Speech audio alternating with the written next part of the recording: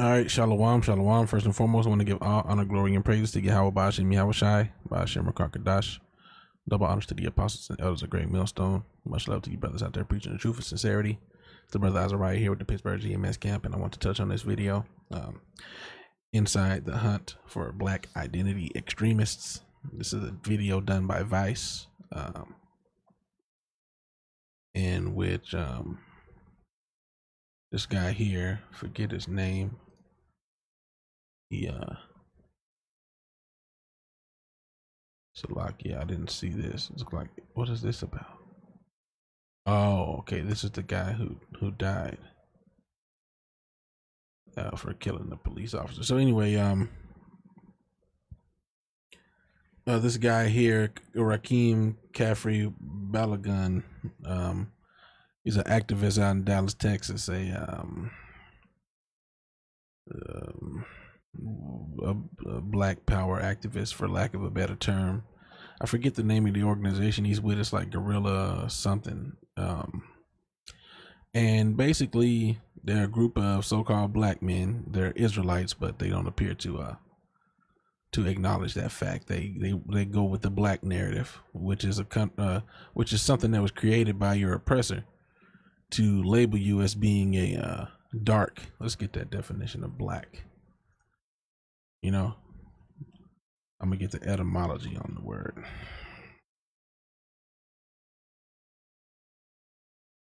Because you have to understand the connotations that come with black. Dark, you know, let's look here. Black. Yeah, it would be to burn, to gleam, to blaze, to glow. All right, so like, yeah. Meaning fierce, terrible, wicked. Is from the late 14th century. Figurative senses often come from the notion of without light, moral or spiritual. So you don't have any moral or spiritual light. Latin niger had many of the same figurative senses: gloomy, unlucky, bad, wicked. Why do you think they call you nigger? Bad, wicked, malicious. Metaphoric use of the Greek word melas, however, tended to reflect the notion of shrouded in darkness, overcast. In English, it has been the color of sin and sorrow, at least since circa 1300. The sense of with dark purposes, malignant. You know, so when you claim that word black, these are all the things that come with it. In black art, necromancy, black magic, no mercy, black dog melancholy. You know, so when you go with that word, there's a connotation that comes with it. You know, malignant in reference to diseases. You know, followers of the Antichrist, malignant nature, acting from malice, to injure maliciously. You know, so these are all the things that you accept when you call yourself black, which is a label that was put on you. You know, and the people that have done all this killing, you know, and raping and robbing and murdering and stepping on the skulls and the heads of, and the necks and the wombs and the fetuses of all these different people on the earth are going around calling themselves white. They're calling themselves holy and pure. Let's look up the etymology for white. This is what they call themselves, and you know, this is why we tell brothers not to call themselves that. To call them so-called white people, them Edomites, we don't call them white. We try to the best of our ability not to call them white. Why? Because they're none of these synonyms. Bright, radiant, clear, fair. They're not fair. White, to shine. Light, to brighten. No, it's a dark cloud that come with them. Morally pure. They ain't morally pure. Some of the biggest pedophiles, bestiality performing, ancestral, wicked people on the earth are calling themselves morally pure. You know, honorable, fair. They ain't honorable or fair. They don't give you a fair shake. You literally built this country and they never paid you for it. You know,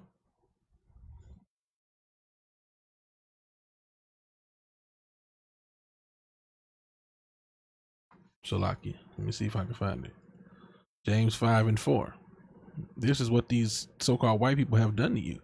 Behold, the higher. Let's see if there's a little more. I'm gonna start at James 5:1. Go to now, ye rich men, weep and howl for your miseries that shall come upon you. This is what's gonna happen to them. Your riches are corrupted, and your garments are moth-eaten. Your gold and silver is cankered, because it's blood money, and the rust of them shall be a witness against you, and shall eat your flesh as it were fire. Ye have heaped treasure together for the last days. Behold, the hire of the laborers who have reaped down your fields, which is of you kept back by fraud. So the money is kept back by fraud. It cries. And the cries of them which have reaped are entered into the ears of the Lord of Sabaoth. Ye have lived in pleasure on the earth and been wanton. Ye have nourished your hearts as in a day of slaughter. Ye have condemned and killed the just, and he doth not resist you.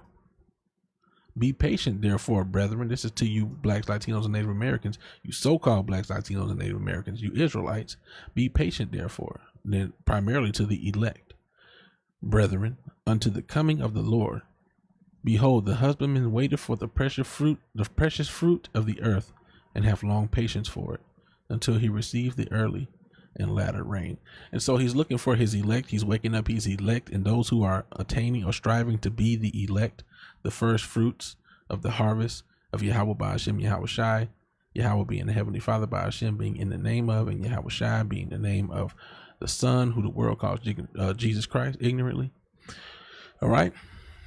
This is who this is talking to. Be patient, because all of your labors are not going to be for nothing. These Edomites, these so-called white people, are going to pay for what they've done to you and your ancestors for the last hundreds of years, and even today with a minimum wage not keeping up with the cost of living, the cost of food, and them looking at you like, deal with it. Them coming to you like, oh, well, nigger, they're going to pay for it. But it requires patience. It requires attaining to the ways of Yahweh Hashem Yahweh Shai, rather than, focusing on carnal things. You got to build up a spiritual treasure rather than carnal, and that's how you become worthy. So anyway, I want to get into this lesson here, and this dude, he the ATF, the task force and all these different things came to this guy's house. He lives in Dallas, Texas. They came to this guy's house with AKs, and it was just him and his family. And they pulled him out of his house. They had the guns, the ARs, and all that. They had the Kevlar vest. They had the ATVs and all the different stuff. The light armor vehicles outside his house, and they pulled him out.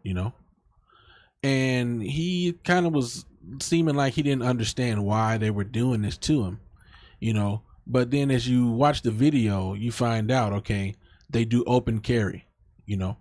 He wore this brown and khaki in solidarity for Micah X, which is a guy who killed, some police officers down there in Dallas, Texas, so, allegedly, maybe he did. I don't know, but, allegedly this guy killed some 3 or 4 or 5 police officers, and this guy is wearing brown and khaki and posting it on Facebook, saying, I'm doing this in solidarity for Micah X, which is the guy who died,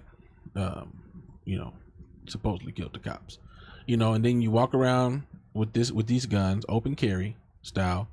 You're teaching people about self-defense and posting it all online and openly speaking out about, weapons and learning how to shoot and all these different carnal things, and then you wonder why Esau comes and raids your house, So let's read Matthew 26. Matthew 26, and let's read 51. And behold, one of them which were with Yahushua stretched out his hand and drew his sword and struck a servant of the high priest and smote off his ear. Then Yahushua said unto him, put up again thy sword into his place, for all they that take the sword shall perish with the sword. Thinkest thou that I cannot pray to my Father, and he shall presently give me more than 12 legions of angels? But how then shall the scriptures be fulfilled that thus it must be, you know? And so the point is, all they that take up the sword shall die by the sword. If you choose to take carnal means against Esau, you're going to perish. And you're going to be outside of the will of Yahweh Hashem Yahushai. Because it's not by might and not by strength, you know.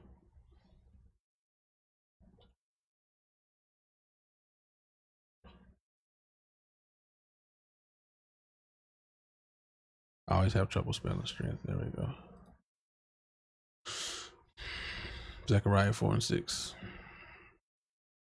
Then he answered and spake unto me, saying, This is the word of the Lord unto Zerubbabel, saying, Not by might nor by power, but by my spirit, saith the Lord of hosts. So only through the spirit of the Lord are we going to overcome these things that we're going through. You know, there'll be spiritual power for those that the Most High chooses to grant spiritual power.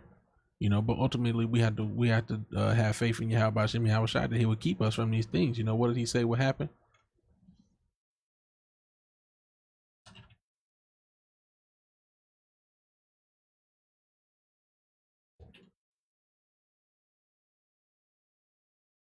All right. Psalms 91:7. 1,000 shall fall at thy side, and 10,000 at thy right hand, but it shall not come nigh thee. You know, so that's what it is. You know, he's gonna protect us. He's gonna keep us. You know, as birds flying shall he defend us. You know, so we have to have faith that that the Most High is gonna keep his word.